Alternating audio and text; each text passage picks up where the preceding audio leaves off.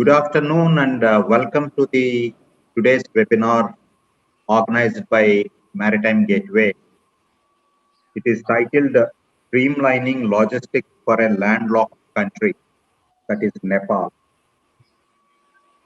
So today we have a galaxy of guests with us from both the sides of border from India and as well as Nepal.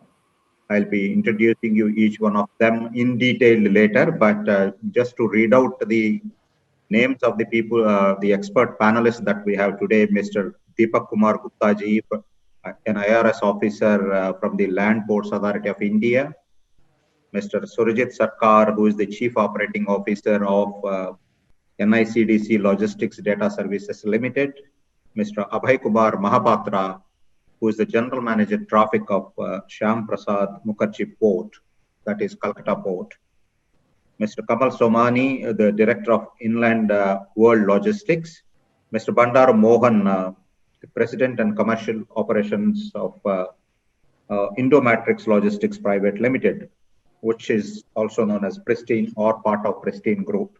And we have from Nepal, Mr. Ashok Agarwal Temani, who is the board member of Federation of Nepal Chamber of Commerce and Industries, FNCCI, and Mr. Naresh Kumar Agarwal, who is the Vice President of Nepal Association of Freight Forwarders Association. He is also advisor to government on several logistics related issues.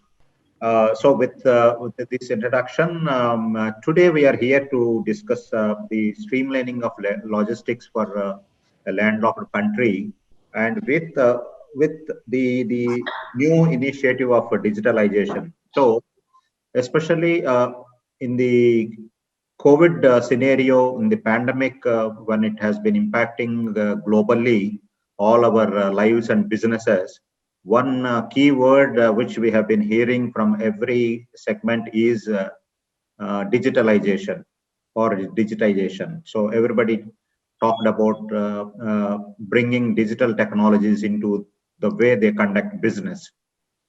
Of course, this has become new norm. The way that we are connecting now is also a part of this digital initiatives that has engulfed us. But these NICDC Logistics Data Services has started this the digital initiative a bit earlier than pandemic. It was not born out of the pandemic necessity, but it was initiated to bring in more efficiency in container movement, bringing a lot of transparency to the transportation of containers, bringing more visibility, more efficiency in transshipment operations, which is actually resulting in the waiting time of loading of containers. Also, which allows you to manage the stocks better. Shippers can plan their production in a better way. So especially Nepal cargo was suffering for quite some time earlier due to these kind of not having enough transparency in the container movement. So we thought this is the right time opportunity to discuss these issues and how these technologies initiatives can help the trade. So I will not talk much about what this kind of services can help the trade, because Surajit Sarkar, I believe, has a presentation on that and he will give a detailed insight into that. What we'll do is each one of the speaker will have some time to reflect on the border trade related issues, especially in the container movement. What are the challenges that they're facing and where these digital technologies can help? One round of individual speeches are over, then we can go for a quick Q&A or a panel discussion kind of a thing. So with this introduction, first I would like the Land Port Authority speaker, Mr. Deepak Kumar Gupta, who is a 1995 batch IRS officer, Deputy Secretary at the Land Ports Authority of India, LPIA. Earlier, he was serving as Commissioner in Customs and Preventive Commissionerate at Amritsar. Sir, Deepak Kumarji, The LPAI is a very important organization, especially on the border trade, and all the, I believe, these integrated checkposts are managed and maintained by the LPAI. So we would like you to start the webinar. Then I will bring in other speakers. Over to you, sir. Just for a small correction, I am working as a secretary, Land Port Authority of India, not deputy secretary. Oh. And this is a joint secretary level post. Prior to this, I was Commissioner of Customs, Amritsar, and ICP Atari was situated in my jurisdiction. So before coming here, my apologies for the wrong. No, please. It's all right. I was just setting the record straight. Nothing, no issue. So even prior to coming to LPI on deputation, I was well aware of the working of ICP, as I had two ICPs under my jurisdiction. One was ICP Dera Baba Nanak, although that is only for the passenger movement, not for the cargo movement. And the ICP Atari, we all know, where the trade was taking place between India, Pakistan, and Afghanistan. The LPI is well aware of the importance of the land ports, which are situated on different borders of India with Pakistan, Bangladesh, Nepal. Of course, Nepal is one of the closest friends and allies we have in all sense of the term. And considering that importance of trade and other cultural and socio-historical background, we have always taken the upgradation, creation of land ports situated at Nepal border very, very seriously. And we have been continuously trying to not only create, but upgrade our land port situated especially on Nepal border. As of now, we have two ICPs which are situated on Nepal border. One is ICP Raxaul and next one is ICP Jogbari. Raxaul is bigger of these two. Then we have a lot of other land customs stations on Indo-Nepal border, which so far are not under Land Port Authority of India. We come in the picture only when the LCS is converted into ICP. So considering this important trade route of India and Nepal, Land Port Authority of India has plans to create two more ICPs, which is already under construction, Sonauli and Rupadia. In addition to this, we have three more ICPs for which necessary approvals are being taken or have been taken, and very soon they will be also constructed. So the trade between India and Pakistan is going to see a huge jump as far as I can see, because from our experience, we have seen that when we have converted LCS Land Customs Station Raxaul into ICP, a full-fledged ICP, once we convert LCS and ICP, we provide a kind of umbrella under which we create and provide infrastructure for all the stakeholders and agencies, so that the trade between both the countries could be as smooth as possible. Of course, this is an ongoing and continuous process. We have been going on trying to improve the trade whatever scenario, trade infrastructure, and for that purpose we also have been trying to bring in railway sliding in ICP. As of now, the trade between India and Pakistan, Nepal through ICPs is approximately 20,000 crore. So what I was saying, that once we convert LCS into ICP, the trade at Raxaul and Jogbari have increased many fold. But I am sure this is just the beginning, and with more and more ICPs coming up on Indo-Nepal border, the trade will be there will be huge quantum jump in trade between India and Nepal, and even third country, I'm sure. So this is all I have to say as of now. As of now, the container trade in container is not happening at ICPs, to the best of my knowledge. So maybe you can also think about this issue, how to operationalize and how to start container movement at these ICPs. I'm looking forward to this discussion. I can see a lot of very, very experienced and knowledgeable panel members are here. So I'm sure at the end of the session, I'm going to benefit and again, a lot of new insights. Thanks once again. Thank you. Thank you very much, Deepak Kumar Gupta ji, for those insights into what LPI is doing. And it's very heartening to know that there will be a quantum jump once all these ICPs become operational. Thank you very much. Before I invite my speakers from Nepal, because this is essentially to help the Nepal trade, we would like to bring them in fast. And we are glad. Thank you very much, Naresh Agarwal ji, for joining us.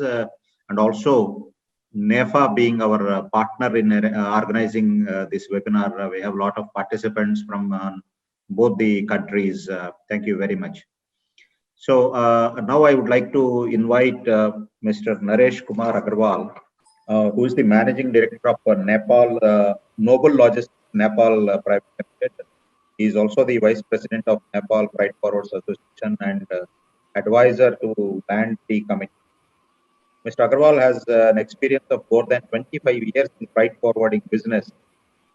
He is also a member to Road Transport Committee and Export Promotion Council of Federation of Nepalese Chamber of Commerce and Industry.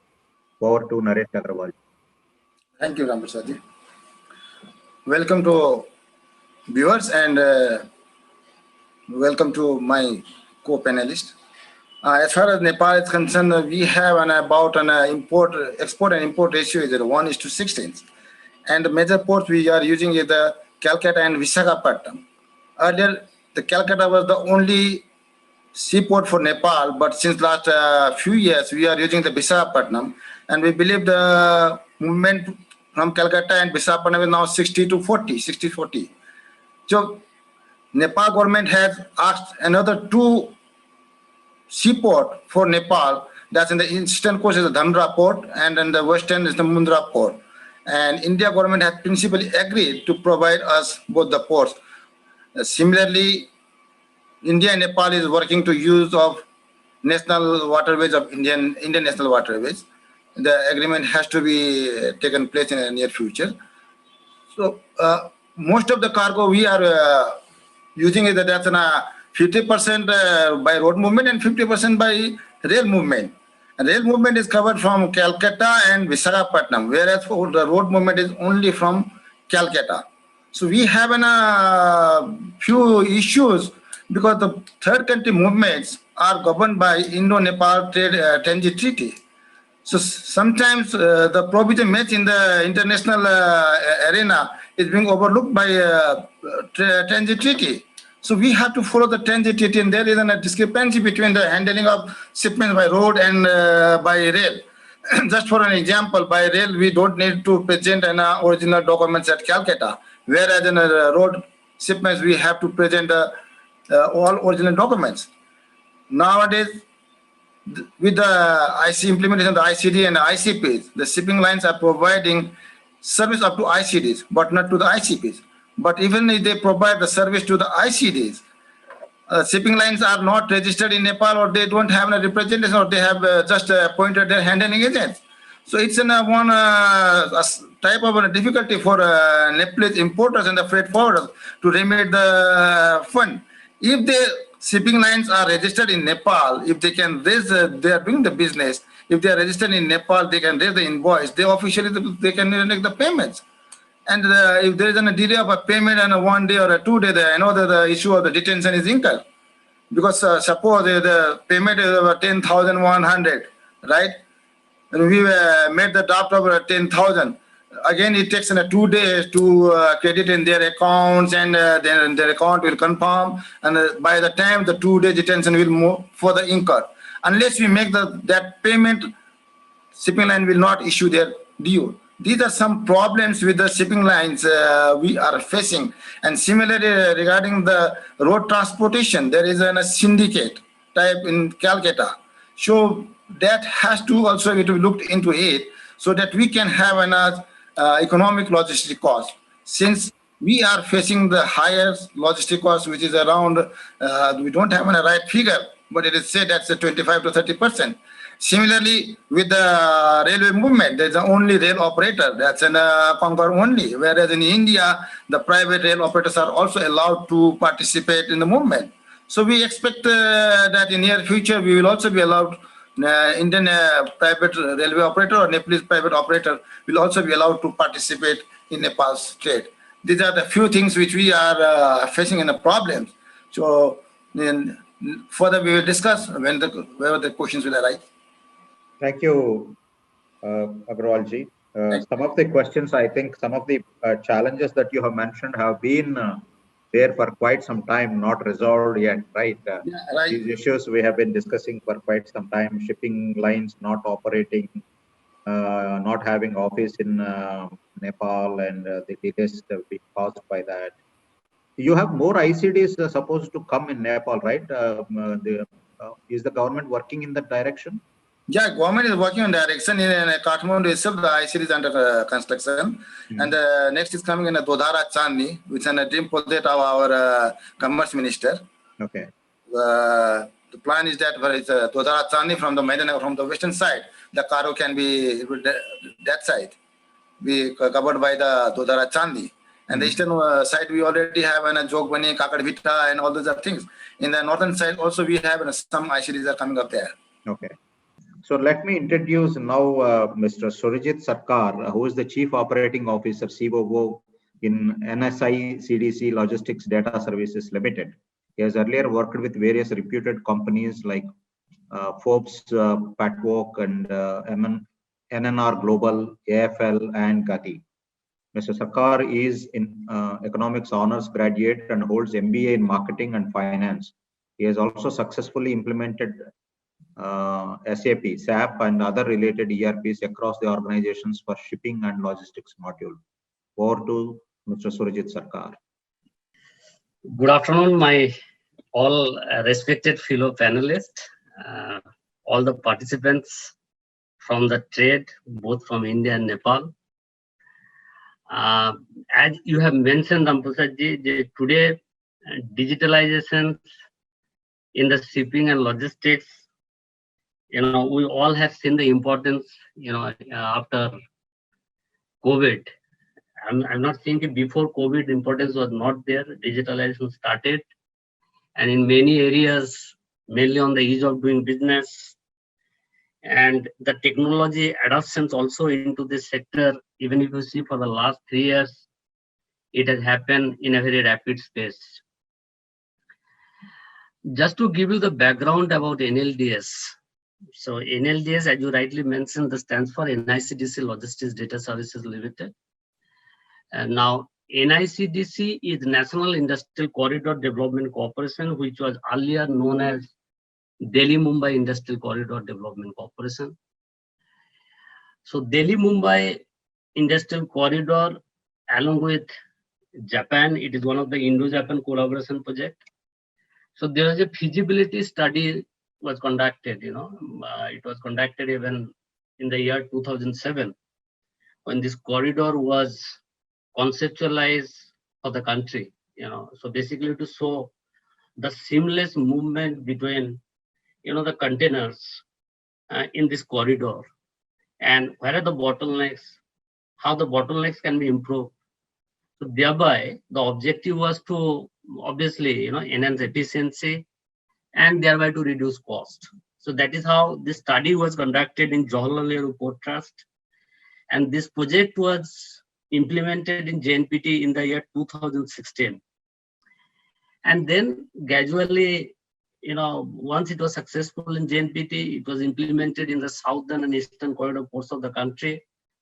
And by 2028, as for the mandate of the government, it has been implemented across all the containerized port, in the country.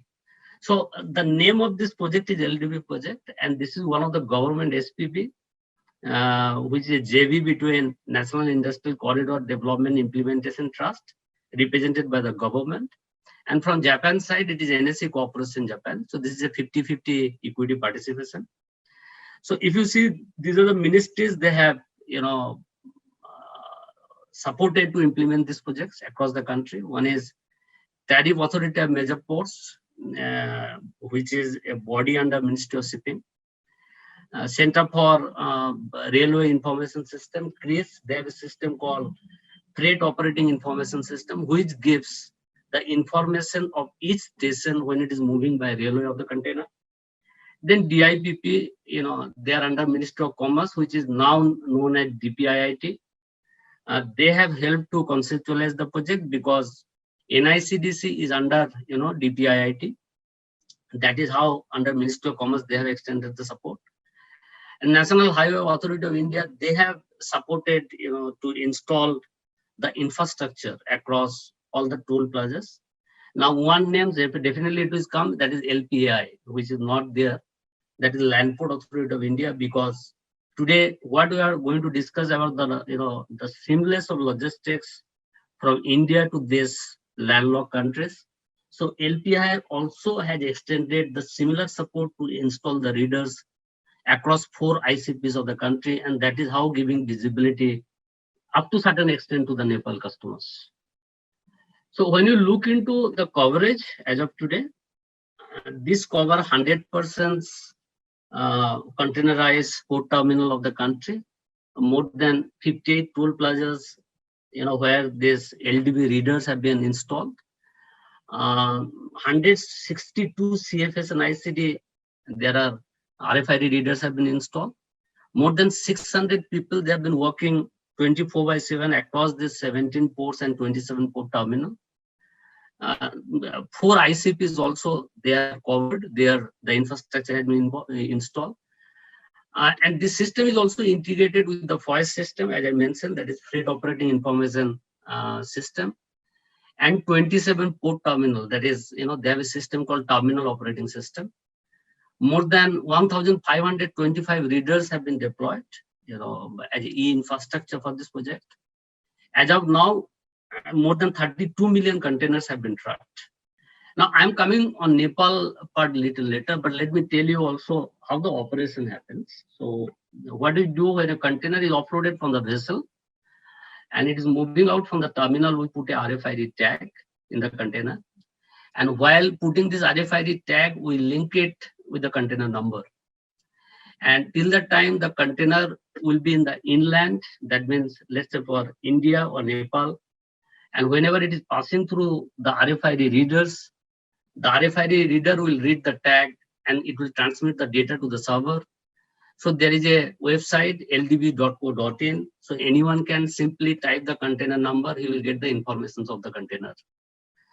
Also, there are apps which can be downloaded from Google and Apple Store. The name of that app is LDB app.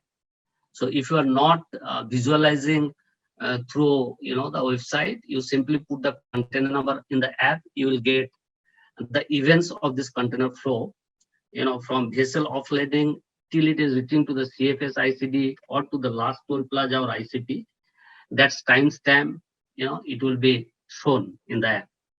When I talk about our operation for Bangladesh and Nepal, so these are the ICPs which I mentioned where we have installed the readers. One is Agartala, then Petrapol, Jogbani, and Roxol. So Agartala and Petrapol, it is specially for Bangladesh, whereas Jogbani and Roxol, it is for the Nepal trade. These are the ICP. So I am not.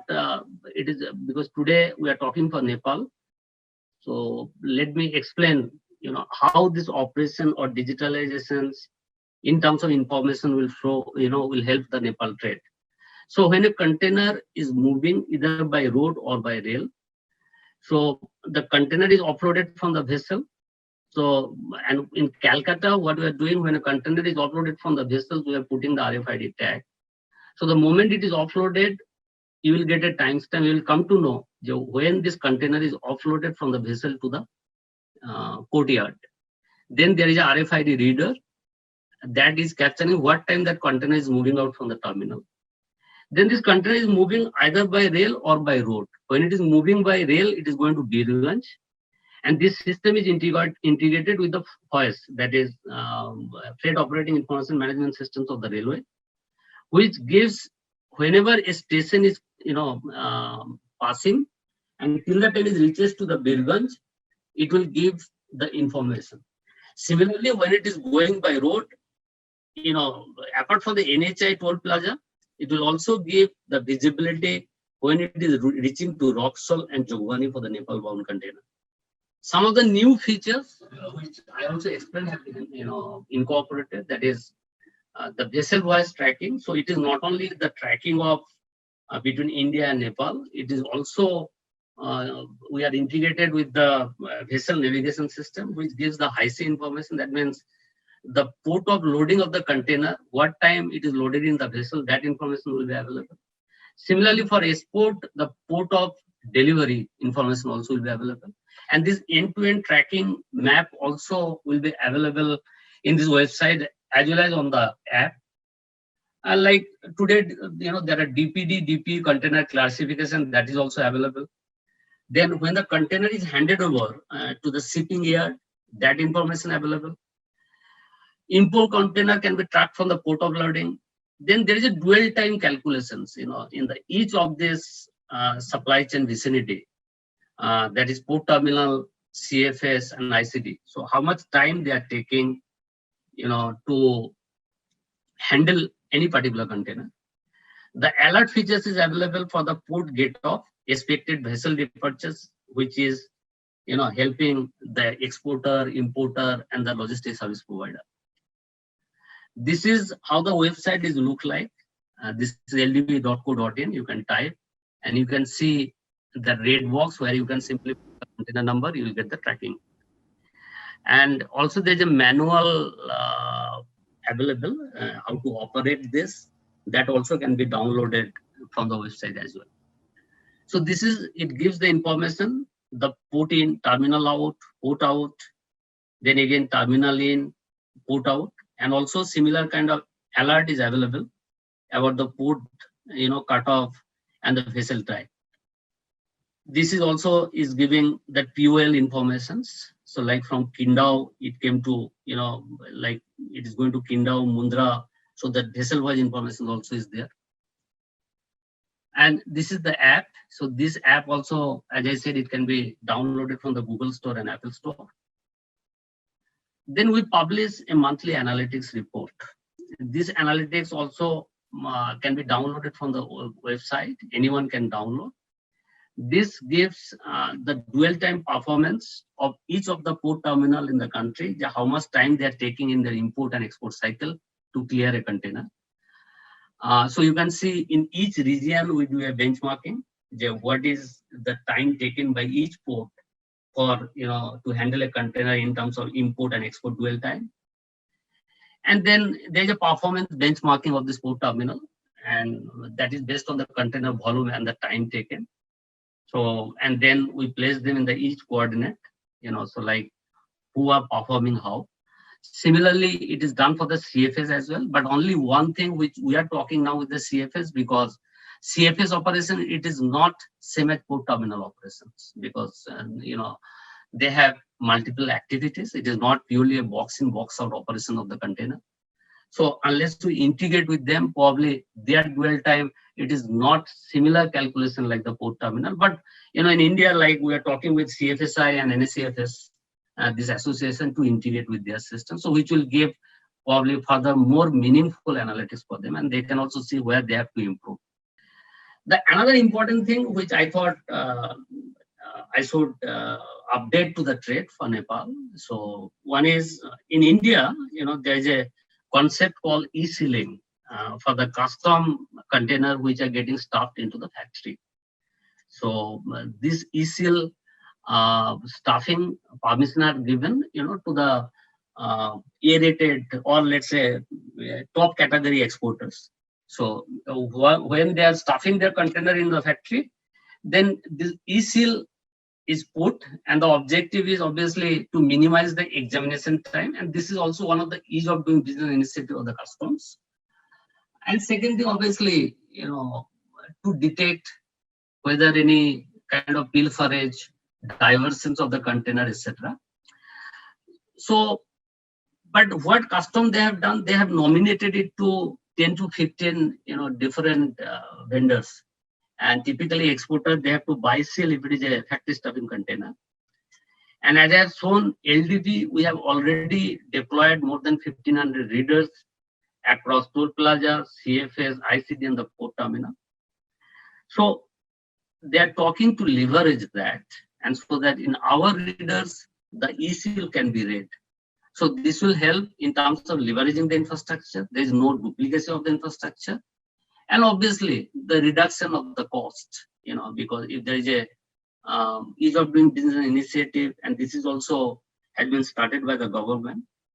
So there, the objective is to integrate and with e-seal, so that e-seal also can be read, and the custom what they're looking for in terms of enforcement or ease of doing business with minimum examination, those things also can be achieved. So that is all from me, but I would be happy to address any of the questions. That is one.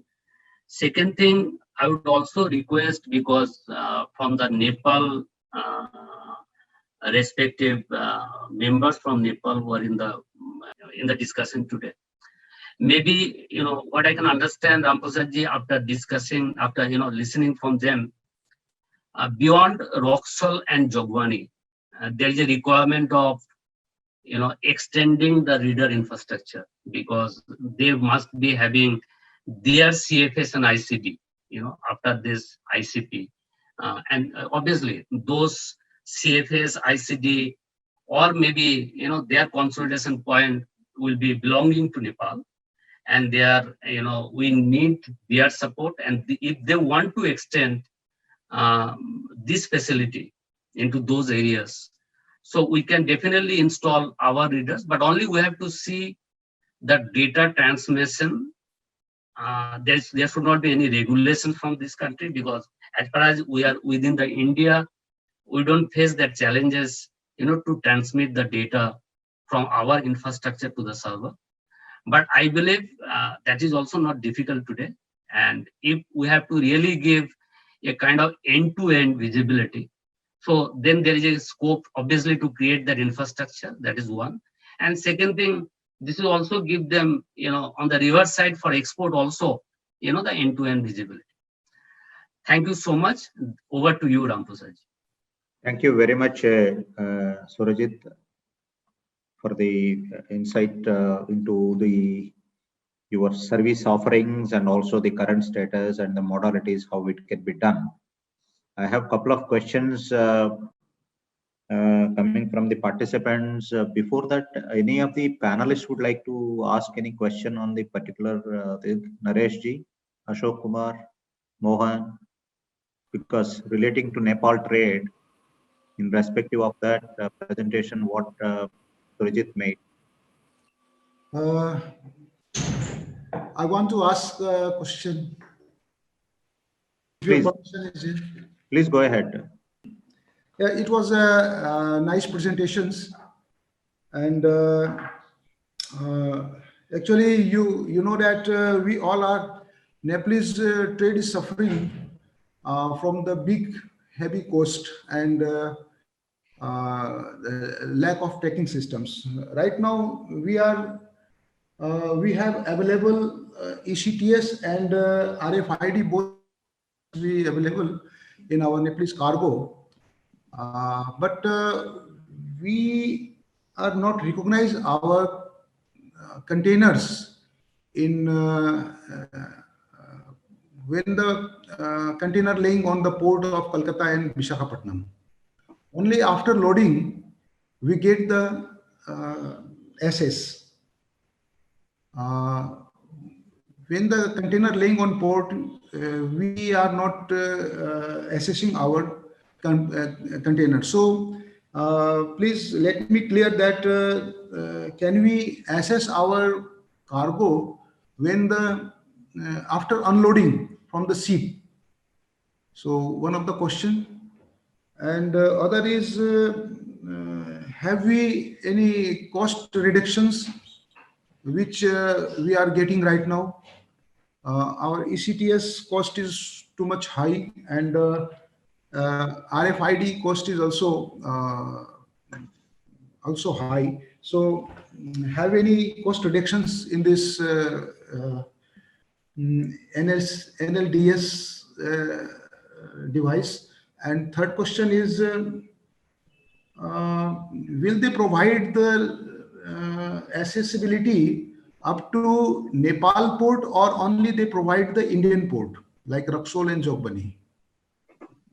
And fourth is, all the tracking provider, they gets the money from the shipping line, and shipping line charges customers, and they get benefit as a commission. So the charge is higher than actual. So how they benefit from them? Because shipping line is totally, they are working, and they are operating all the cost also, and all the operations. So how the Nepal importer is benefited with the directly from the service provider? Thank you. I request all the participants to post the questions in the Q&A. Our Joint Secretary LPI made one comment in his inaugural address. The container movement is not happening at ICPs, but also there is a huge opportunity coming in the future. Can anybody explain why it is not happening? Mohan Garu? Yeah, good afternoon to all my co-panelists and the listeners and viewers on today's webinar. It's a good question, because ICP and then dry port Birganj are just at the adjacent to the each terminal. So now the facilities which were created by Government of Nepal for dry port is enough at this moment. Now the reason for ICP getting the railway connection to ICP may not be required at this moment. Yes, for future, definitely, we can always think on this. But what I understood and saw in ICP Jogbani, the railway connection is not there. Though the railway platform is there, and you are given one railway line, in the ICP, there is no plan to unload the containers, nor any container yard is made. So dry port is already catering to the needs of Birganj trade. So I suggest that yes, ICP Jogbani needs a rail connectivity immediately on priority. Thank you. Thank you, Mohanji. I will come back to you. So let me now invite Mr. Abhay Kumar Mahapatra, who is the General Manager Traffic of Shyam Prasad Mukherjee Port, Kolkata. He is working at that port since 1991. He is also alumnus of Utkal University, having completed MSc in Geology with distinction. He has over 30 years of experience in the port sector, with in-depth knowledge of port operations and activities, has been closely associated with the handling of dry bulk, break bulk, liquid bulk, and containerized operation, including allied documentation for almost 3 decades. He is instrumental for HDC achieving its highest ever cargo handling, 46.68 million metric tons during 2019-20. He is credited for bringing in a slew of marketing initiatives, which has resulted in mobilization of more cargo at Haldia Dock Complex. Over to you, Mr. Abhay Kumar Mahapatra ji. Thank you, Rabprasad ji, and good afternoon, everybody, all my co-panelists and the viewers who are watching this webinar. And before to tell anything, I want to just share one presentation, if I can be permitted. Please, sir. So hopefully it is a short and sweet presentation. So let me talk something about the Shyama Prasad Mukherjee Port, and let me talk also about the history of the Shyama Prasad Mukherjee Port. As you all know, it's a gateway to Eastern India for the rest of the world. And this port in India, whose appearance in the maritime map dates back to 1870, is the only riverine major port in India. And recently we celebrate our 150th years of existence. It has got a navigational channel of 232 kilometers and one of the longest channel in the world. It's all-weather port and has a two dock system. One is Haldia Dock Complex and another is Calcutta Dock System. In 1959, since bigger size vessel could not be handled at KDS, the creation of a deep dive port facility was convinced along with the downstream of the channel, and thus construction of Haldia Dock Complex was begun. Subsequently, Haldia Dock Complex commissioned in 1977. For port, at one end is Khizir Port. It has got the lowest draft of around 7 meters, and at the Sandats in other hand, it's got a draft is around 50 meters. And I must inform to all viewers that this year we had handled 6 Cape-size vessels having a length of 290 with a draft of 17 meters. Some statistics I want to also show. This is the cargo traffic that in 2014-15 we had handled 46.3 and it has jumped to 64 the last year, and it is the record tonnage that SMP Kolkata has ever achieved. This is the container traffic. It is also the train is continuously increasing, and we expect this increase trend will continue. As already some speakers have already told that SMP handles more than 80% of the Nepal's third country, and the rest is handled by the Vizag port. These are the Nepal cargo, and the different products other than this containerized cargo, all these products that we also do handle. We have given some remission on the Nepal containers as well as the dry bulk cargo, such as the rebate of 10% on the composite box rate is also given, and we have also extended the free storage time of rail-bound cargo. In fact, rail-bound Nepal containers and road-bound Nepal containers. Breakball also had given similar remission, and also free time, extension of the free time. And we allow this DPD, as for that, it's a government initiative that we are ensuring for the Nepal containers. And license also given for 11 months of storage of dry bulk cargo at Haldia Dock Complex. We have also extended priority for calling of vessels of the vegetable oil at Bajbaj. 180 days free time is given, no penal charges is applicable at SDC for dry bulk cargo storage. And a concessional rate of the 50% the haulage and terminal charges is also extended for the containers. During the lockdown, that we had requested many requests from our partners and the customers sitting in the Nepal, and we have considered their request and port waived all port storage from March 22nd to May 18th, 2020. The containers were allowed to stay at port without transfer to any CFS till May 2nd, 2020. Saving in ground rent has been provided for Nepal importers. So these all are benefits that we have extended the shipping lines, the combined data hole. They are also given a waiver of a tune of around 55 crores to the Nepal imports. There are also certain further opportunities. I should not tell that everything is over.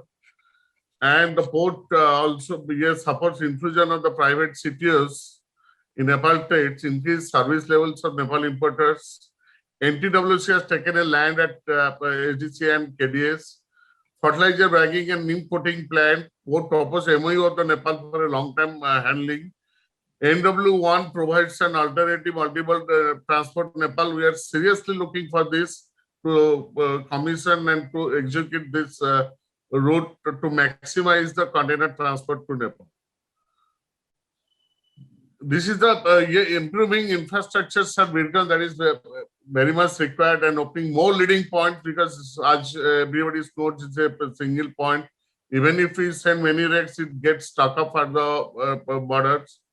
And ICD vehicle, the Nepal side from container rake handling has to be developed, opening up Norton, which is a big demand by the both the Indian trades as well as the Nepal trades to open. This also needs to be very urgently. And the majority of the bulk traffic is dealt by the rail or the Raxol sector, and adequate stacking space is required. Or else that railway always impose the restriction on the movement of the Nepal rakes. That this LDP project was implemented in July 2016, and Syama-Prasad Mukherjee Port Trust, Port Kolkata, enter into agreement with DMIDC Logistic Data Service Limited on 12th November 2018. So I am happy to know that LDB system is currently providing container visibility service for 100% container volume, with over 32 million exim containers tagged and detagged at all the port terminals across the India. Thank you very much. Thank you very much, Mr. Mahapatra ji. That is good to know. Just one quick question. You have shown some growth in Nepal cargo. Earlier, Nepal was suffering with Kolkata. That was the reason that they looked at other ports. Now the trade is being facilitated well. Mahapatra ji? Actually, in my presentation, the total container traffic was shown. It is a continuous increasing thing, and the separate for the Nepal traffic, that I don't have that information. That's why often I could not show it. Okay, okay. Thank you. We will come back to you. So I have more questions coming in. All the participants, every question will be taken up and answered. Now it is my pleasure to bring in Mr. Bandaru Mohan. Sir, earlier I have asked you one question. Now I am properly introducing you to speak on the subject. Mr. Mohan is currently, as I said, President of Commercial and Operations at Indomatrix Logistics. Earlier worked as the CEO of Himalayan Travels Private Limited 2005 to 2008, and instrumental in establishment and operation of the initial phase of the ICD at Nepal from 2012 to 2015.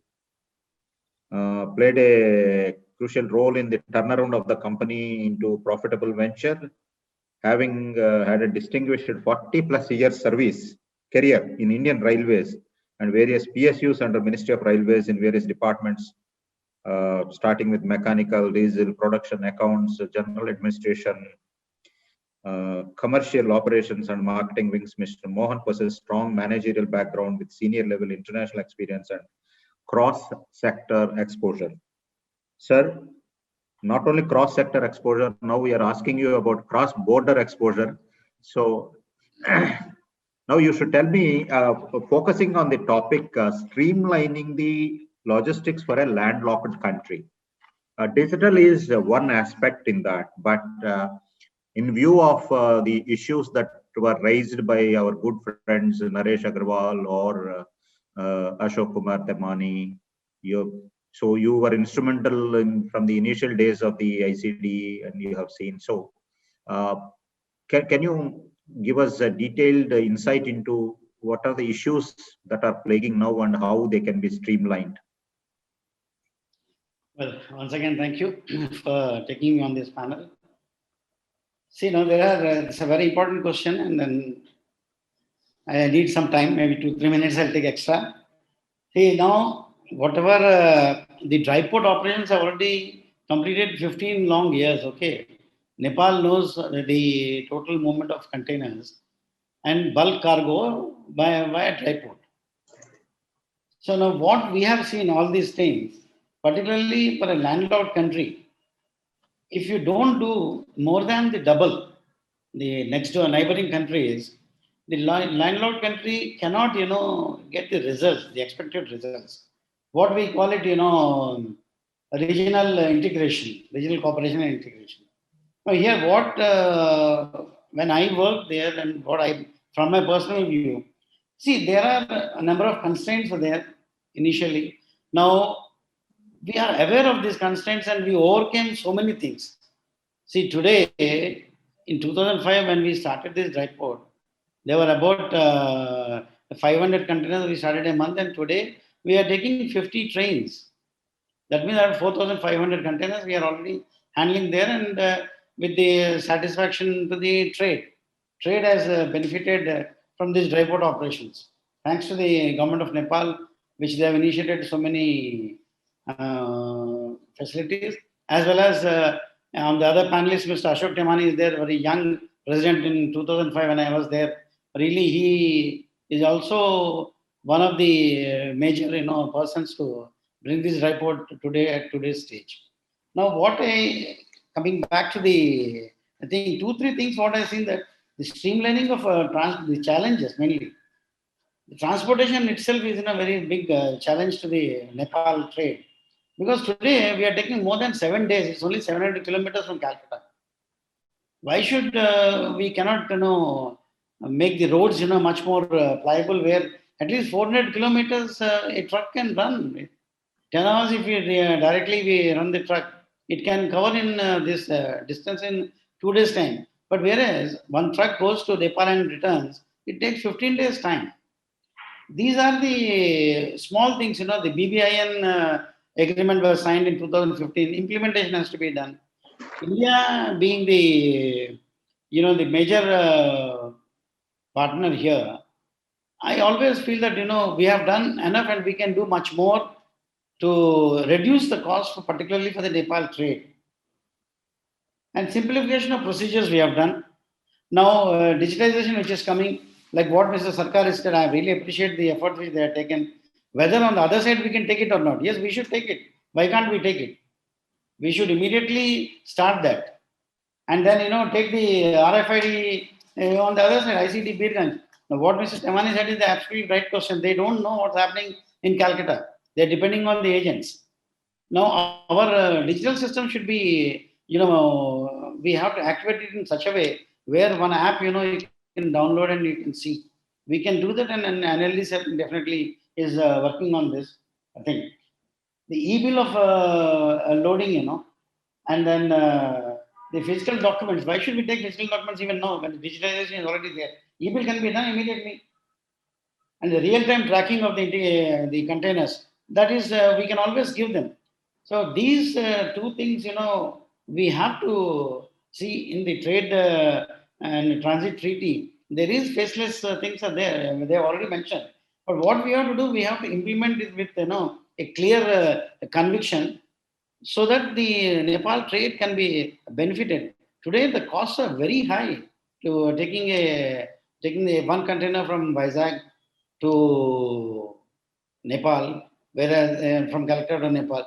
They wanted more ports.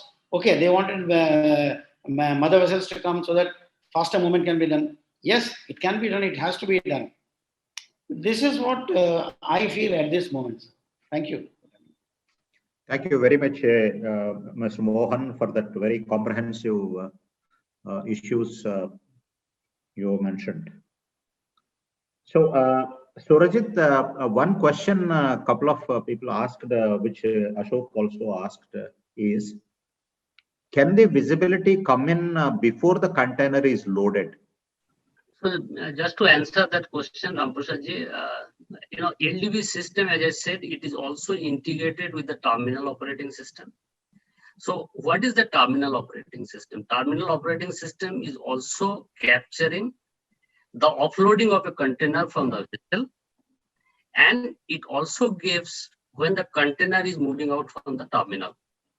So if I can understand the question, which even Mr. Ashok initially asked, just shall the trade get the visibility when a container has arrived in the port and what time it is departing from the port. Leaving from the port, exiting from the port. Let's say on the import cycle, let's understand it very clearly. So from this system, it is clearly visible because it is integrated with the terminal operating system. And for import, it will show what time it has actually arrived in the port and when it is moving out from the terminal. How it is happening? Because it is integrated with the terminal operating system, it gives which vessel, what time it is offloaded. And we have a fixed reader in the port out gate. So when the container is moving out, the RFID is capturing that timestamp. So it gives both the information. This is for import. Similarly, for export, when a container is entering to the port, there is a fixed reader in the entry lane of the port gate. It is capturing the timestamp. It gives what time it is entering to the port. And again, it is integrated with the terminal operating system. It also shows when it is loaded into the vessels. So I think, this both the information today available in LDB. So, even what Mr. Mohan also asked. So this is there in the app, this is there in the website. So Nepal Trade, they can put their container number. This valuable information will be available. They don't have to depend on their CHA. They don't have to depend, on their freight forwarders. They can simply download this app or log into the website. They will get this information. Thank you. Ashokji, was that answer good enough to clear your doubt? Okay. So my next question, Surajit, is from Rajan Sharma. It's a bit lengthy, so listen carefully. It is the requirement of Nepal government and the state-owned agencies to be involved in tracking system under the integrated tracking and system. This means connection to port, customs, NTWCL and CGN office at Kolkata, and then passing the information to ICD, ICP and border customs for further passing the data or information to Nepalese customs, terminal operator, NITDB and revenue department. How does the proposed system help to fulfill this requirement? Does the system enable such requirement? So, thank you so much. So let me first clear you. Today, it is just purely the physical container tracking. So that means there is a container number, there is a timestamp. The other things associated with the container, it is not integrated. It means what is there, what is the cargo, what is the value of the cargo, what is the bill of entry, let's say for import, what is the shipping bill for export, when this bill of entry is filed, when the out of charge is given, when for shipping bill, late export order is given. So these are not integrated. It is purely the container movement. But yes, going forward, we have been also talking to CBIC. We have been also talking to other PGS to integrate, their system so that, if I understand the question correctly, so that along with the container flow, the documentation flow also can be collaborated, and that will add the deeper insight, if I can understand, which, this user is asking, but that is what is, our future vision is, and that is what we are working on LDB 2.0. Okay, you mentioned about saving cost efficiency. So the questions are, how can the system help in saving costs, if you can explain? And there is one question from Daryl Pereira. How has RFID and ECTS reduced cost for the Nepal exhibit community? So after you, I want even Naresh Agarwal to talk about whether does this digitalization really helping in reducing costs? Over. So, the first question, why do we need information flow? Because digitalization probably provides the better seamless information flow. One is that. And how does it help? Because it creates a transparency. And through this transparency, probably the bottlenecks. So that means the dark areas can be identified. And when we logistics, we talk about the time saving is equal to cost. Okay, so let's say, what Mr. Mohan was talking, a truck should travel 400 kilometers a day. And, for Nepal, when a truck is going for 700 kilometers, the example what he just pointed out, and if it is taking 15 days, so that means there's idling. There's idling for the truck, there's idling for the container. And all these things are actually accumulating to what? To detention and damage. And ultimately, we know from the trade, this detention and damage for not the efficient turnaround time, it is actually added to the trade. So that is how, the information flow, track and trace, digitalization, that is, it helps, in terms of efficiency and turnaround time and cost. The second question, I cannot comment much about ECTS, but I can definitely comment about LDB. So what this system is doing, the system is, one is it is giving the information, and second thing, this system also, it is integrated with some of the EXIM supply chain system, that is the port system, that is the railway system, so that it gives a seamless information. So because unless you integrate, you cannot give the end-to-end visibility. And we know each container is linked with the vessel, whether it is import, whether it is export. So, and unless you give the integrated information, probably it does not make much of a meaning to the user. Now, Mr. Mohapatra also talked about the dwell time. Why it is important, the dwell time. So dwell time is basically the efficiency for all of the stakeholders, how much time they are taking to clear a container. If someone is taking more time, so that means the turnaround time of the container, which is expected, it is not happening. So somehow that is also attributing to delay.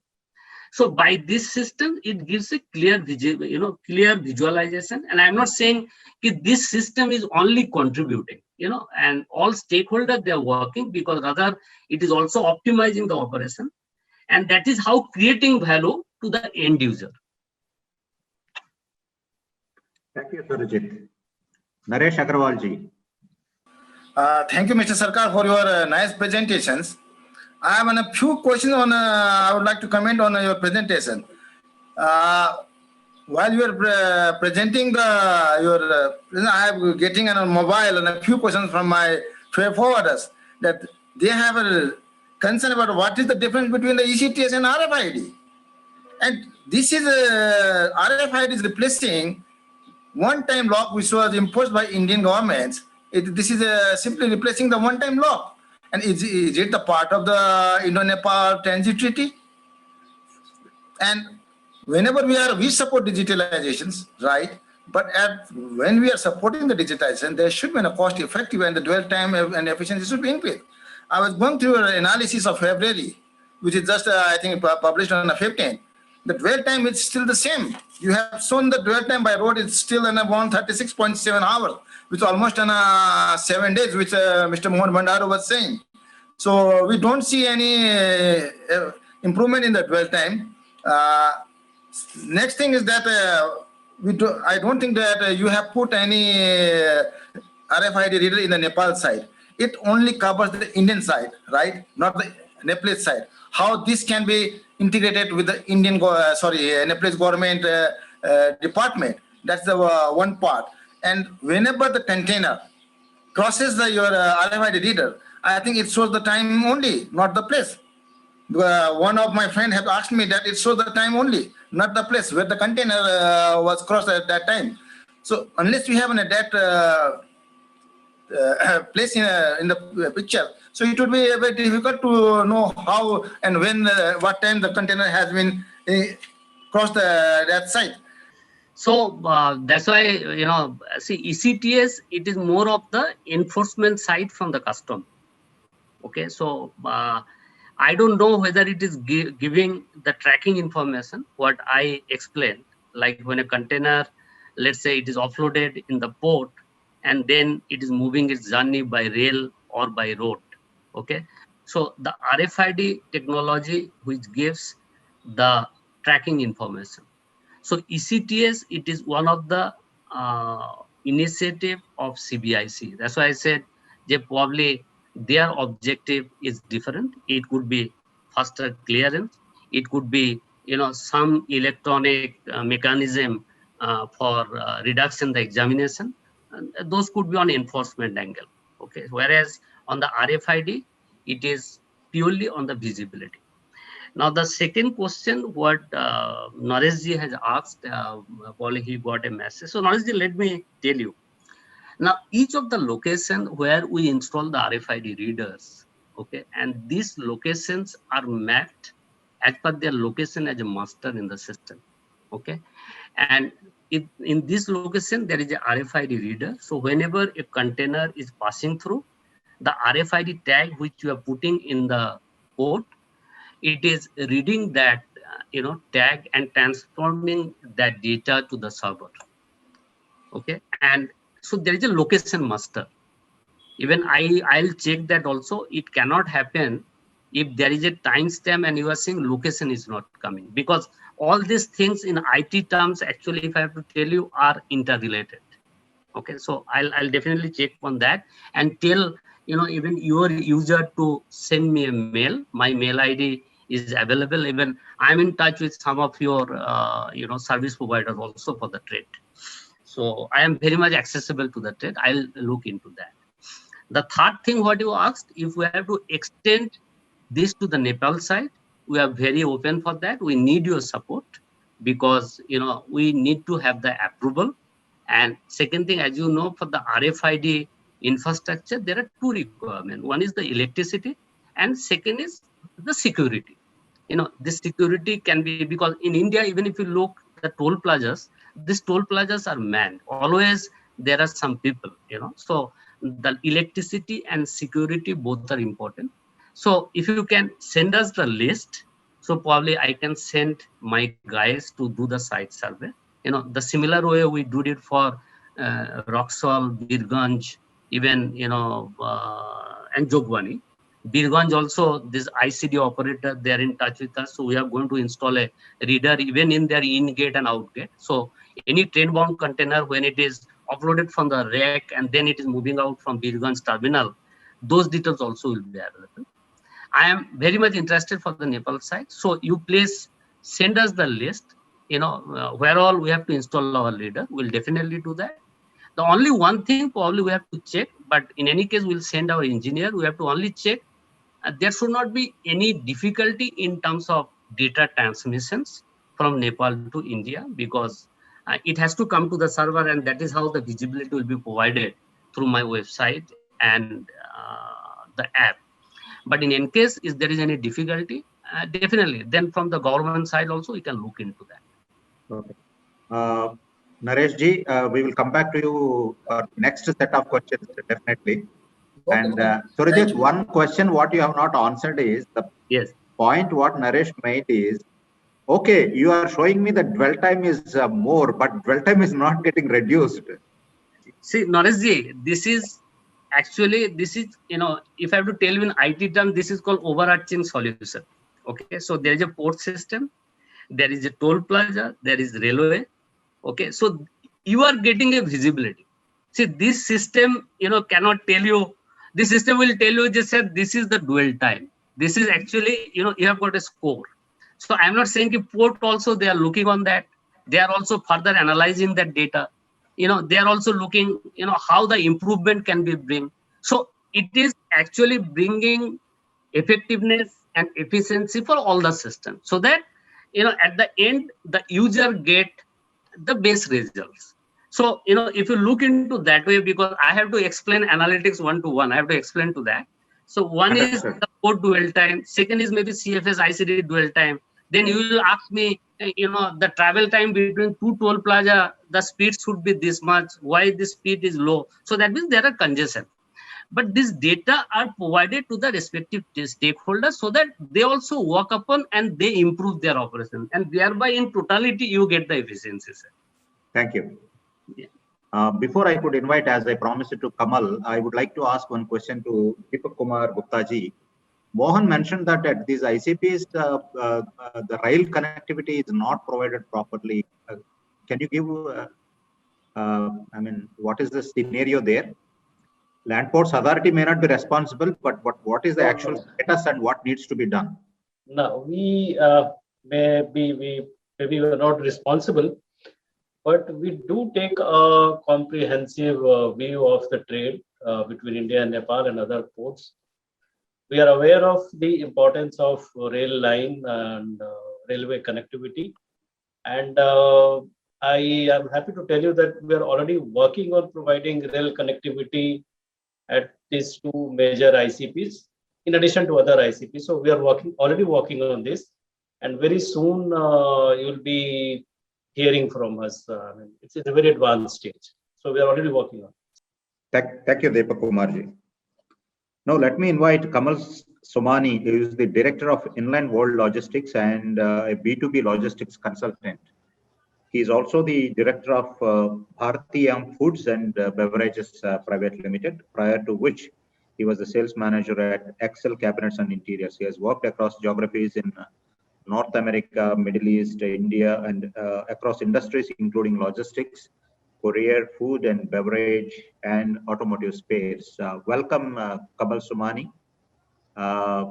I would like you to share your perspective. I believe you are using the system now, the services of. Thank you, Mr. Ramprasad Ravi, for having me on the panel. I also want to thank all the speakers for their presentations so far, and all the attendees who are in attendance here. To answer your question, Mr. Ramprasad, we are currently working on the implementation part. We are not currently using it yet, Okay. but we are negotiating. I think you are the implementation partner to the services, right? No, we are looking at implementing it within our services for our customers. So what made you to choose it, and how do you want to benefit out of it? Okay, so I'll give you a brief intro about Inland, and that will tie into the response to your question. So Inland is a B2B service provider, logistics service provider. We've been in the business since 1979. And particularly for Nepal, we're currently servicing BBI nations, Bangladesh, Bhutan, India, and Nepal. For Nepal, we've been operational for last 5 years now. And the reason why we are looking at NLDS and this solution is we believe that in order to, the role of the logistics service provider, or rather all of us here in panel, is to facilitate trade. And when we say facilitate trade, is to grow trade. And one of the panelists had raised a question as to how this solution can reduce the turnaround time it takes for a vehicle to get from point A to point B. Having implemented MISs in our companies, we have realized certain times the solution doesn't come right away. So we are also hogged by the problem that the Nepal transit takes a significant amount of time. We currently move about 1,000 TEUs per month and several hundred vehicles as part of bilateral trade to Nepal from across India. And our objective of bringing in this solution is to increase visibility and through meaningful data analysis, help not just us plan our resources better, but also to help our customers plan the turnaround time on their ends. A lot of times, because of the lack of visibility, we realize that the containers face unnecessary detentions and delays. So idea was to try out the solution. It seemed cost effective. It's not very expensive, and I'll let Mr. Surajit Sarkar elaborate more on that. And our objective is to make our customers' life easier, reduce the amount of time it takes for them to get transportation done, not just in terms of transit time, but the amount of engagement time which is required to acquire information, pass on the information, and communicate with the clients. So that's one of the objectives why we've tried to partner up with NLDS here. Thank you, Kamal. Thank you. I will come back to you. Sure. Thank you. Let me ask a very technical question by Aditya Roy. So can RFID technology work cross-border inside Nepal for last mile ICT to store door tracking? That is first part of question. Second is Is NLDS API friendly for integrating with ERPs and third-party platforms? How can the end importer-exporter get direct visibility of their cargo position? So thank you. On the first question, what he asked, and I replied to Naresh ji. Already, They yes. are, we have to build that reader infrastructure. And once we do that, yes, it is possible. And the second question is, yes, API integration, what is asking with the third party, it is possible. And what even Kamal was talking about. So one of the engagement with them is obviously to pass on the information for their container through API integration. So that is the live example even on the webinar. And the third question is, so any of the importer and exporter, obviously they'll be knowing the container number because the key is the container number. And so they have to simply put their container number, they will get the entire events information either on website or on the app. Question from Sham Dahal. How much cost it will entail if RFID is used from the Vizag port to Nepal ICD Birganj and Nepal ICD Biratnagar? I don't know whether you can give pricing now, but this is one question. So just to update him, this is one of the Government of India initiative. This is one of the Tariff Authority of Major Ports mandatory project. So I believe the port terminal they charge 165 rupees, for import leg 165 rupees and for export leg 165 rupees. So if I understand his question, he is asking if a container is traveling from Vizag to Birganj and again from Birganj to let's say Vizag, so maybe the charges would be 330 rupees. Okay. Another question is, do you think there is a need to amend Nepal-India Transit Treaty to implement this mechanism? So I think better Mr. Mohan and Mr. Naresh, yes, I think Mohan. Comment, but only thing what me and Naresh ji, when we'll be working on the Nepal side to build the infrastructure. So, Yeah. and then, if we find the challenges, obviously, then that will replicate, really we need to amend or incorporate something. I see Mohan is jumping to answer that question already. Mohan. Anything on the other land. See, Nepal is also a foreign country, okay? Okay, we don't have a visa system, we can walk in and walk out every day. But for IT platforms and the information exchange, we need the government's approvals and all the movement, bilateral or third country, everything is depending on the transit treaty which we have signed with the government of Nepal. So I feel and I think I'm right, if my memory goes, that yes, you need government of both the governments to interact with each other and get the approvals. Mr. Mohan, this question you only can answer. This is from Deepak Kesi, Nepal Unilever. Why we can't load mixed shipment in a single vehicle for different shippers? Single vehicle first is asking a road movement? I think so. Road movement truck, we don't have that type of arrangements, where the horse is there and then four, carts are there where we can move. You cannot, LCL cargo we are loading. If it is a less than container load, you can always load for 2 shippers, 3 shippers. Otherwise, I think he means that the rail movement, bilateral cargo as well as third country cargo. If I am right, I don't know whether he can come back with a question in little details. Okay. We are not able to mix domestic containers as well as third country cargo because the customs clearance will be a point of question. That's the reason we have not done, container corporation has not done up till now. That's it.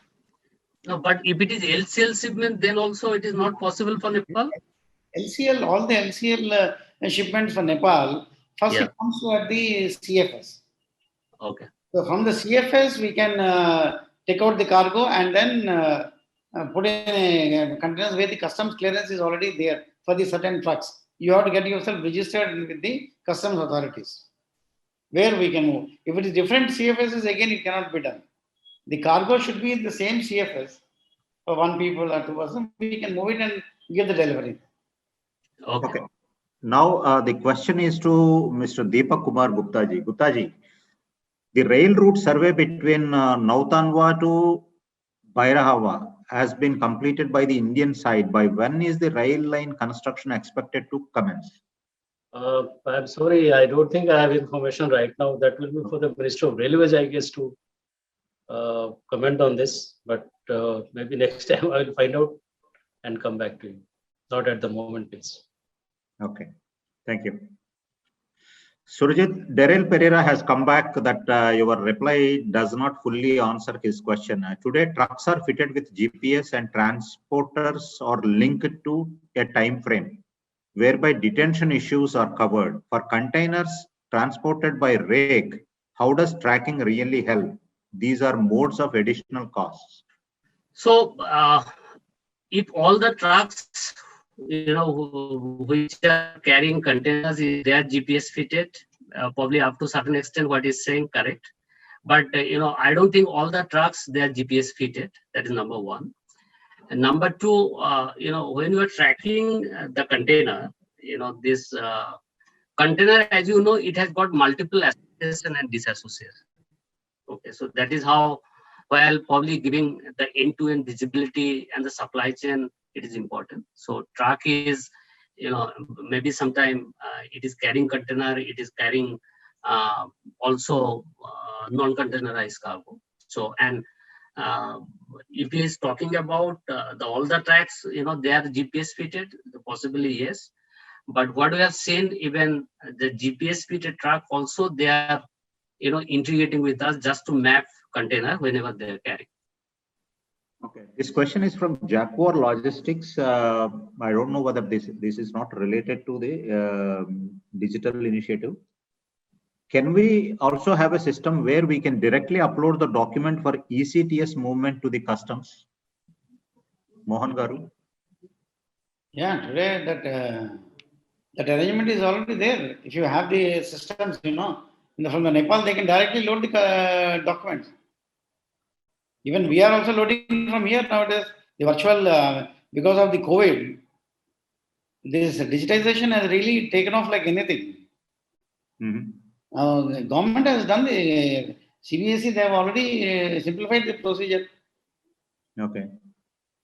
Thank you. Naresh Ji? Yes, sir. Earlier you had a series of questions. I stopped you half the way. So we can continue now. Exactly. Most of them are already put in the question. I think most of them are answered. Whether the concerned persons are satisfied or not with the answer, that's another issue. I'd like to a few more issues on that. That we have noticed that after the implementation of RFID, the Nepal side customers, the freight forward, the CHS are not much aware of the systems. It's just simply they are paying 199 rupees for one seal, right? And they simply it's a replacement of the one-time lock imposed by India government. That is the one part of this. And earlier, Mr. Sarkar was saying that if you provide a list of the places where we can put an RFID reader and all those things, since this the RFID issue is concerned, Mohan Bandaro has already mentioned that you need the NOC from the government. It is not so that we'll give you the list and you just can put up readers to read. No, that is the reason Surajit Sarkar is reaching out to all of you that if the trade can be benefited, you should see the positive side of how using these analytics, tracking of the containers, these dwell times, so that you can tell the government that this is useful for the trade, because this information is good for the trade on both sides. Agree. Everybody on the panel agrees that it is the two governments who allow this to happen. Ultimately, trade has to come in, right? Yeah, but so far, so far we have not seen all these analytical data, right? I was just going today with the analysis published by the NLDS, LDV, that it does not show us much of difference as we were working prior to RFID and with RFID. So if once there is all the analytical data, we can also approach the government. Earlier, when Surajit was making the presentation, that the dwell time at Calcutta Port or Haldia Dock Complex, the dwell time is more, Mr. Abhay Kumar Mahapatra said it is not that we have reduced, which means that all the stakeholders across the supply chain now wants to understand where the inefficiencies exist, how to reduce that. I think everybody is making the effort. For us also, if you want to look good, you have to look in the mirror, whether I look good or bad. So I think Surajit is trying to show us a mirror. Look, this is where the delays are happening. So it is for us to accept those delays and understand and how to reduce those delays. Another is, there is also, when you have analytics, you can gain advantage of the data also, right? Yeah, It is right. not only to, Yeah, I'm also saying that once we have all the analytical data, then we can also approach our government that these are the condition or something is going wrong, and we can speak to the Indian government, because most of the majority of the part is in Indian sites, right? And it is covering the Indian sites. So unless we have the data and analysis data with us, how we can approach our government to speak to the counterpart? yes, this is like the cart and the horse. Unless you give the data, you cannot show you the analytics. Exactly. So we have to be filled with arms. Maybe both of you should sit together and then build some data and analytics and then prepare an argument for the government, right? Right, exactly. Mohan Garu, how to solve this issue? What Yeah, should be the I think, action plan? NLDS has to provide this data, analytical data, right? Since they have put the readers in Indian sites, so where is the congestion, how the delay was incurred, there could be some analytical data regions, so that we can also push up with our CGN office, the government, that you can approach the Indian sites, that these are the things which are delaying our products, our movement.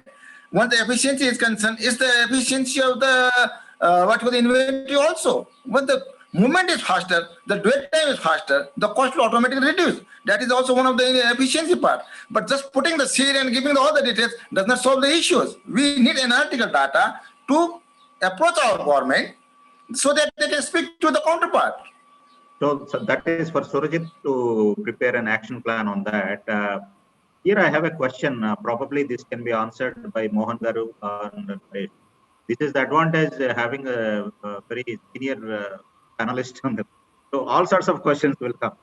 Can you please advise me regarding security deposit for ICD beer guns container? Which carrier have starting collecting from importer? Although we are destuffing the container at ICD warehouse and returning it there only. Mohan Garu. Can you repeat, please? Yeah. Can you please advise, one second, regarding security deposit for ICD beer guns container, which carrier have started collecting from importer, although we are destuffing the container at ICD warehouse and returning it there only? The security deposit is being given towards the container. You have to return the container in due time. All the shipping line, when it is moving on liner charges, they are not taking this security deposit charges. If it goes by road or by merchant haulage, then the merchant it is going on merchant's liability. That is the reason why they demand the security deposit, so that the container comes in time in proper shape. That is the reason shipping lines charge you. SGM, they return it out. Once you return the container, they immediately return the money to you also. Okay. Excuse me, can I? Yeah, please, Naresh. Not the case. I think he is asking, when you are offloading and the container at ICDs, right? Disturbing the container at ICDs, then why the shipping lines require the deposits, or they need some shipping lines need the bond to sign? And if you see the bond, what they are presenting is that is for the JNPT. I'm sorry, I will not name the shipping company, right? They asked to sign the bond, but the bond itself mentioned the port name as JNPT, whereas the container is disturbed at itself at ICD. In that case, I don't think they need the security deposits. I think we have to check case to case, why the JNPT is mentioned, and then I cannot at this moment answer unless I see the papers. Okay. Surajit, other than giving the transparency and visibility to the container, like how Naresh is, what is the advantage that we get out of these analytics? No, so what Naresh ji has, lastly, he had just summarized, probably all of his question, and then you are deliberating. So the few things I explained earlier also, and let me bring under, the attention of Naresh ji. The first thing he was asking, I don't get the information even when an import or export container is arriving to the port and when it is moving out from the port. But that information, firstly, it is very much available in the system today. That is, I have explained. Second is, yes, the data analytics, on dwell time, transit time, that will definitely shows the efficiency by, each of the stakeholder, who are servicing to the trade. And that also becomes one of the eye opener. And as you rightly mentioned, see, we are only based on the data we are making this analytics. So I'll also understand from Naresh ji, we have to specifically make, some more analytics for them based on the data. We can definitely do that, and probably one, what I can understand, probably Birganj, ICD Birganj, maybe their dwell time, that also will add value to them. And so if all these things are a kind of, ready reckoner in front of him, so they can understand, how each of the stakeholder is performing and where there are efficiency and how those efficiency can be, addressed for the better enhancement and efficiency of the supply chain, if I can understand correctly. So that is one part. And second part, maybe, is it the only requirement for India side? So all those things are there, I believe. Data also it is there. We can, see to it, Naresh ji or any of the, delegates from his team, and we can facilitate this. That's not a problem. And if there are some refinement is required, some more additional inputs is required, that can be definitely done. The second aspect is maybe once we streamline that, and the second part what we talk about, that is extending this also on the Nepal side. So that we need to understand, what is their challenges, how those challenges also Nepal side, can be taken into the consideration and can be integrated with them. So that is what it is from my side, Rampusat ji, at the moment. Thank you. Mohapatra ji? Yes, please. The question to you is, are you following these container tracking analytics? Earlier, you raised a complaint about the dwell time. Are you closely following? And in response to what Mr. Naresh Agarwal said, what actions are being taken at Kolkata port to reduce the dwell time? Actually, we'll have to follow the dwell time, and it is a performance parameter for the port. And it also requires by the ministry, and every month we'll have to send the reports to the ministry. That's why the figure a little bit, I just catches to my eye that when Mr. Sarkar shows his data, so it appears to be very high, then I pointed it out. And as you know that the more days that container stays, if it is container or cargo that stays in the port, that incurs some additional cost to the cargo owner. So our also endeavor is to release the container and the cargo as earliest as possible. Once the documents is filed, we also insist on the customer to take out their container to reduce their cost. And once their cost is reduced, that will be also indirectly helps port to create some additional space to stack other containers or cargo from other customers. And one more thing, and it's a very, I would like to tell all the Nepal trades that many people that are handling the container from Vizag by incurring around 40,000 extra additional transport cost. And here, Haldia, we have got a very good facility for handling containers, but very few traders, very few container operators are using our facility. And recently, we have also started one import trade from Haldia to Birganj, And during the last 3 months, we had handled 12 containers. And I would rather urge to the Nepal trades, they should come to the Haldia and Calcutta. If not Calcutta, then Haldia. If not Haldia, then Calcutta to take advantage of the facility that has been recently created. Thank you. Thank you, Mahapatra ji. See, Nepal trade traditionally was depending on Calcutta port only. Because they had a lot of issues, they looked towards Vizag. Vizag took that opportunity to take advantage of that. Now it is again, you are offering a lot of swaps to them to come back. I think hopefully, yeah, it might happen. I hope so. Yeah. Mohanji, closing remarks. Thank you for giving me this time. I only say the one thing only. As per the Vienna program of action, the straightforward goal for a landlocked country, we should address the challenges of the landlocked countries in more comprehensive manner than ever before. That is what I feel. We can do it, and we are doing it. We have addressed so many issues. And then with our pro-government, here, Mr. Nitin Gadkari is there. He is such a vibrant minister.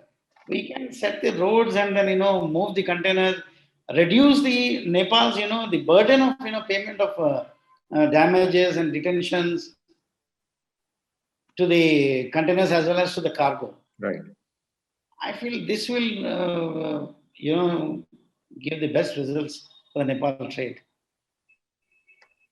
Naresh ji, your final comments, please.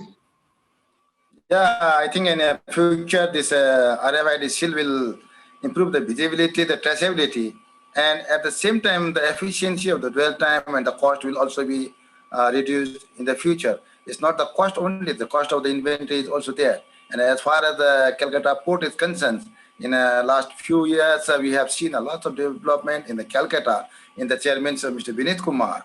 And we'll also love to work again with the heritage port of the Calcutta, because we are already only dependent on the Calcutta. Now we have an options of Visakhapatnam, and in the future we will be having an Mundra and what you call the Dhamra. But the question again that comes, why we move from out of Calcutta? So the shipping liners also have to pay an attention so that Nepal is more or less remain with Calcutta, because that is the nearest port to us. Thank you. Thank you, Naresh ji. Before I come to our Joint Secretary for the closing remarks, so there is one question to Surajit. Perhaps I would take this as a last question from Aditya Roy again. Who is the owner of the data that is coming to NLDS in the era of data secrecy security? Or the data encrypted and automatically disposed of, or they retained for mining and reselling? So definitely data is a concern. So if I have to answer his question, so let me tell you, we are having the two data. So one is the container number and second is the timestamp. And just to update you all, the container number, it is a public data. When a container is moving on the roadway, anyone can see the container number. Okay, and second is the timestamp. Yes, so we have and these datas normally when we are publishing the analytics. So from both the datas, we do that data analytics from this timestamp, and we publish it for the stakeholder. And these datas definitely we have a policy. We retain that these two data if he's asking specifically, and there is a 7 years period of that data. And after that, even if required in that, that is encrypted those data. So just to give you the clarity, these are the two data currently, because we are not capturing any other information. Thank you. Deepak Kumar Gupta ji, you have heard the container movement and the challenges and issues and digitalization from the both sides of the border. In your initial remarks, you mentioned that 2 more ICPs would be coming up and 3 ICPs approvals are there. Any timeline for these, and I also want you to give your concluding remarks. Thank you, Ram Prasad ji, and all other esteemed panelists. So far as to ICPs are concerned, they are already under construction. The process has started. The land acquisition process started. The DPR and DER also are under preparation. So I think 2-3 years it should be up and running. At least these 2 ICPs. Remaining ICPs are also in pipeline. As the topic for the day was digitization, I'm very happy to inform you that LPI is working on a land port management system, whereby we have identified a lot of processes which were so far manual. So we're going to make them, digitize them.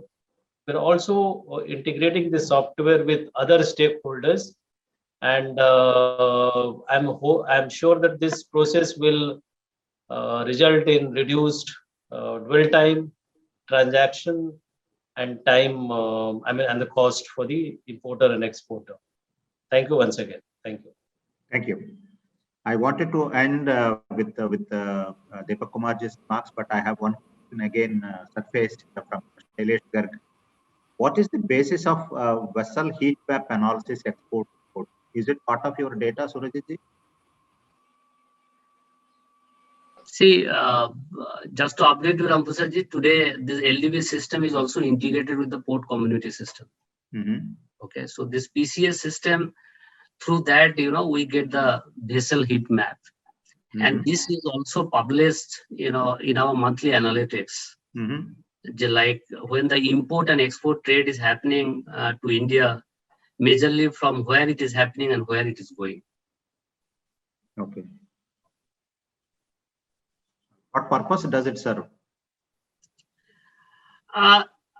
It actually gives, instead to the end user, it gives a kind of clarity to the port to understand how the India trade is happening, from which country, and it is going to, from which country the cargo are originating, and it is going to which country, in terms of export.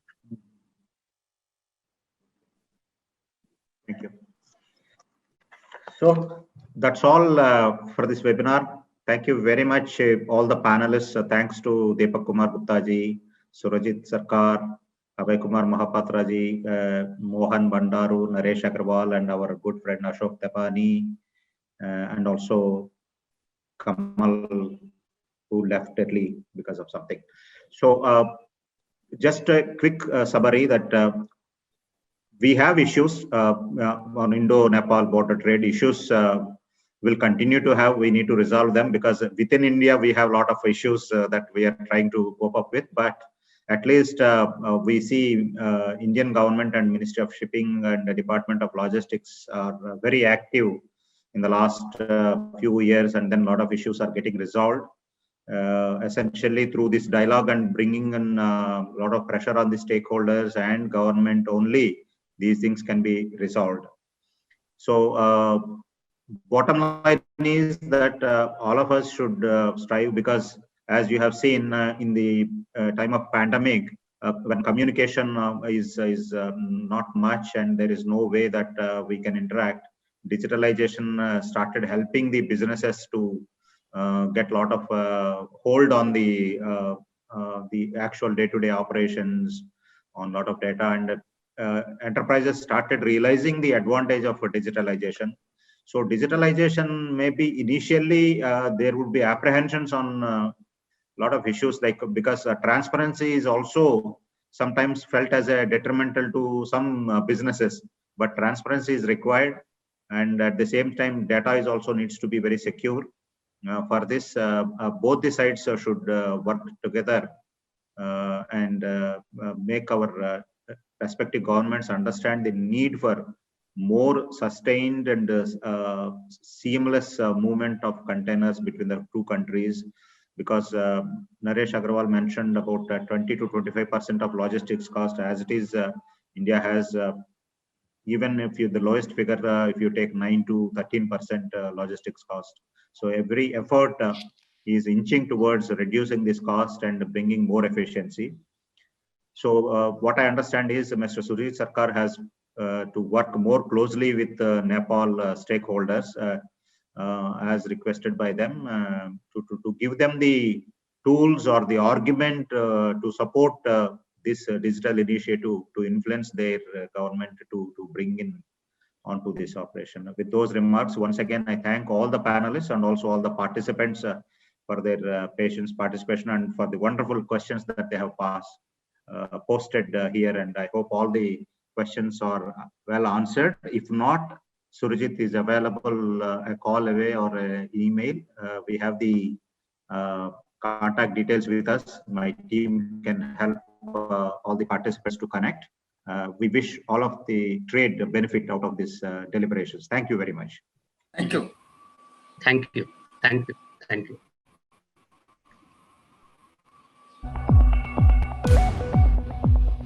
Global trade creates big opportunities and bigger challenges. A streamlined supply chain is vital for the smooth flow of goods.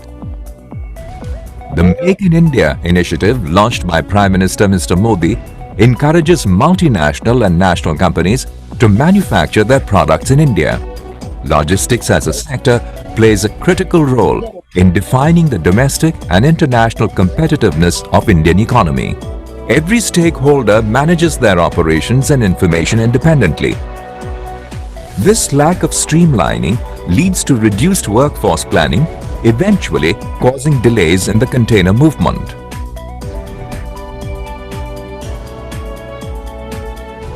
In the logistics sector, there is no information centrally collected about every logistics operator or every logistics segment of the entire logistics in India.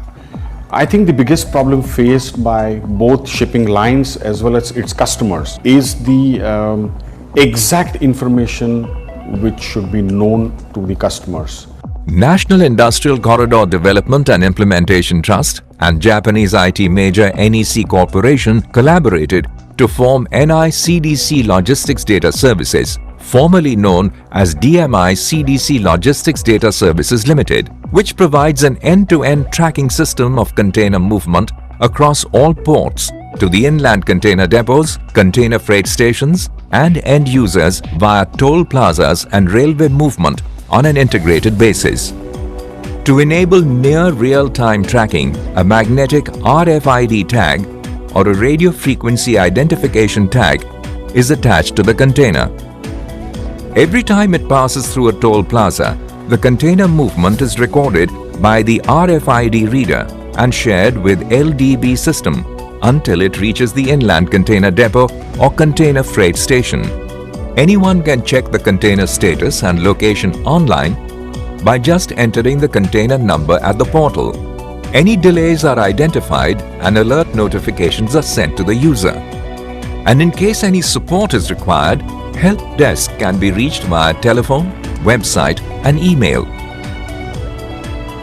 NLDS started its operations across the terminals of Jawaharlal Nehru Port from 1st July 2016 and extended the logistics data bank services at Mundra and Hazira terminals in Gujarat from 1st May 2017. In November-December 2018, NLDS LDB services were implemented across the southern and eastern region. Recently, NICDC Logistics Data Services extended its services to Nepal and Bangladesh after the consent of Land Port Authority of India to install the RFID readers at integrated checkposts, IPCs, at India-Nepal and India-Bangladesh border. With this expansion, exporters and importers from Nepal and Bangladesh can track the movement of their containers. NLDS's Logistics Data Bank project is currently providing container visibility services for approximately 96% of India's EXIM container volume and as on date has provided services for more than 28 million EXIM containers of India, starting from the port till the ICDs through a single window.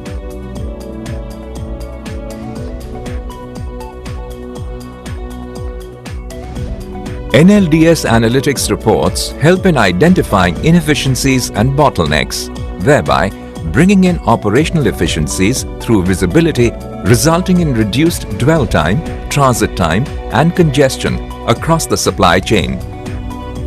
Analytics provided through these reports help in bridging the information gap and enable in better handshaking between different stakeholders. Congestion analysis reports published provide insight into the road and rail congestions around port terminals, ICDs, and CFSs.